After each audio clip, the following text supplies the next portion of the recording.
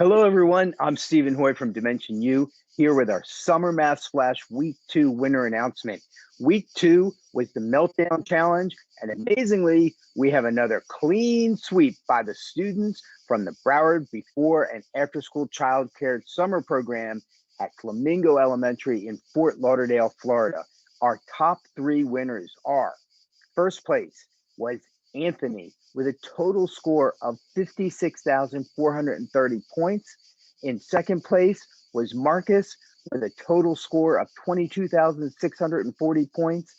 And in third place was Adam with a total score of 18,185 points. Congratulations to our week 2 meltdown winners, and great job to all of our participants. Now, for our final week of the 2021 Summer Math Splash, velocity is the game.